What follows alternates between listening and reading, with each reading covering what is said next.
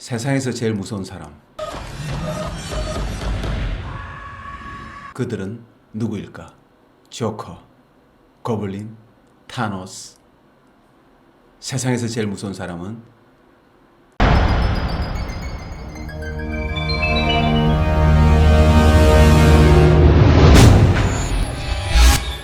책 한 권 읽은 사람이다. 이들이 가진 확신은 배트맨도 스파이더맨도 어벤져스가 총 출동해도 이길 수가 없다. 그런데 이들보다 더 무서운 사람들이 있다. 책 한 권도 읽지 않은 사람들이다. 정확히는 책 한 권도 읽지 않았는데 확신을 가진 사람들이다. 일종의 사상화된 사람들.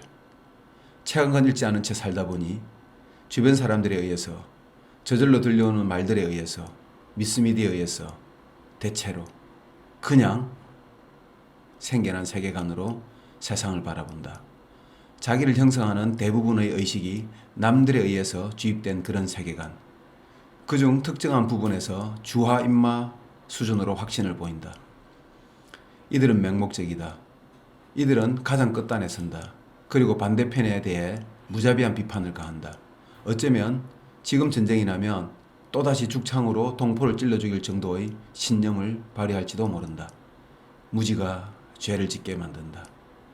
자신이 죄를 짓고 있다는 것조차 알 수 없을 정도로 눈을 가리는 확신은 정말 무섭다. 내가 아는 사람 중에 노키아에 근무한 사람이 있는데 사석에서 어떤 사람이 노키아는 일본 기업이다 라고 하는 얘기를 하길래 핀란드 기업이라고 말해줬는데 저와 내기 할랍니까? 이런 식으로 나오더란다. 그냥 자기가 잘못한 것 같다고 미안하다고 했단다. 이러한 사소한 것뿐만 아니다. 인터넷 댓글들을 보라. 무서운 맹목의 힘으로 한 인간을 간단하게 도륙내어버리는 댓글들을 보라. 인간이 가장 무서워하는 것, 죽음. 그것만큼 무서워하는 사회적 죽음을 내리는 담두대는 지금 이 시간에도 근면하게 일하고 있다. 그런데 어떤 종교도, 어떤 철학도, 어떤 이데올로기도 그것을 주창한 사람은 맹목적이지 않다.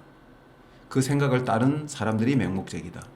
단지 한 권을 읽고 따르느냐, 한 권도 읽지 않고 따르느냐의 차이만 있을 뿐이다.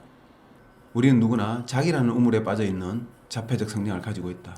독서나 배움, 교육 등의 견문을 넓히려 애쓰는 주된 이유가 내가 빠져있는 우물, 나의 세계관의 확장이라고 생각한다. 내가 하고 있는 아메이 사업, 난 이 사업을 하면서 수없이 많은 맹목을 목도했다. 파트너들의 주된 질문이 이걸 어떻게 대응해야 하는가는 것이다. 노키아는 일본 기업입니다에 대해서 제가 잘 몰랐습니다.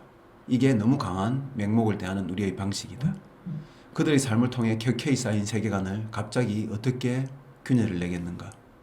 요즘은 이런 일이 덜하지만 내가 사업하던 초기에는 때로 거절의 수준이 정말 인간 자체를 비방하는 수준도 종종 있었다. 정신 차려라. 아무리 돈이 좋아도 그런 일을 했어야 되겠나. 그냥 정직하게 일하고 정직하게 벌어라. 정말 답답한 상황이지만 이해를 못할 일도 아니었다. 불과 얼마 전까지 나도 그런 의식을 가진 사람이었으니까. That's me. That's me. And that's 3 people. And I'm going to help them. But it has to be something really big. Something they can't do by themselves. So I do it for them. Then they do it for 3 other people. That's 9. And I do 3 more. That's 27, so I'm not really good at math, but it gets big really fast, you know?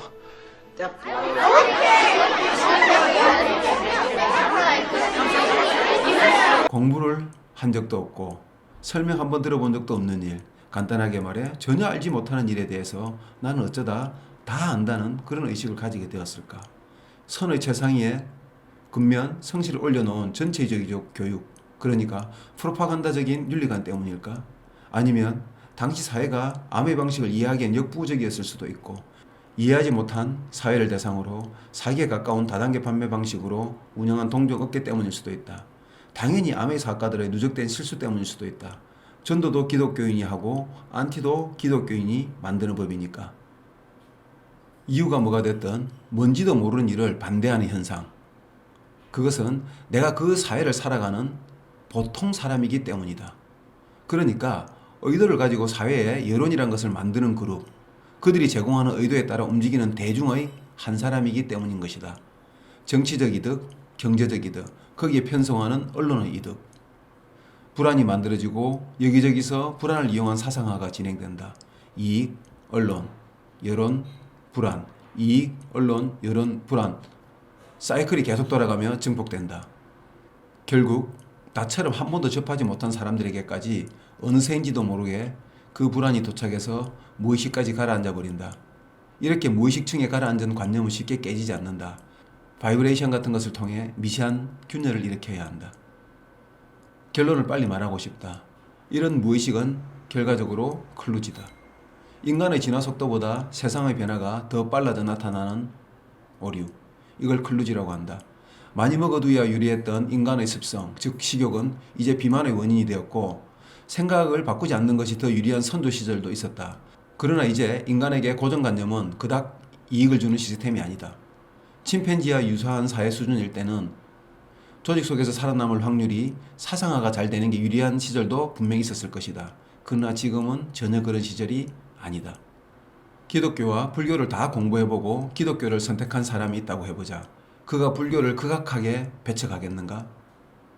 항상 끈단에 선 사람들은 그것만 공부하고 확신을 키운 사람들이다. 이들은 정말 위험하다. 주변에 이런 사람이 있다면 피하는 게 좋다는 조언을 해주고 싶다. 진짜 결론이다. 책 한 권 읽은 사람을 흔드는 일은 의외로 쉽다. 한 권을 더 읽게 하면 된다. 책을 한 권 더 읽으면 기존의 생각이 흔들린다. 한 권을 더 읽으면 뭐가 맞는 건지 혼란스러워진다. 또 한 권, 또 한 권. 다시 그림이 그려지기 시작한다. 일정량이 넘어서면 선명해진다. 이게 올바른 공부법이다.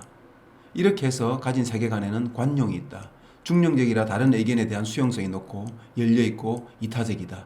이런 세계관을 가진 이들이 각 분야에서 성공할 확률이 높다. 이런 면에서 책 한 권 읽은 사람을 후원하는 게 아예 읽지 않은 사람을 후원하는 것보다 더 쉽다고 생각한다. 책 한 권을 읽은 사람은 고집이 세긴 하지만 책을 읽는 성향이 있기에 두 번째 책을 잡게 하기가 더 쉽다.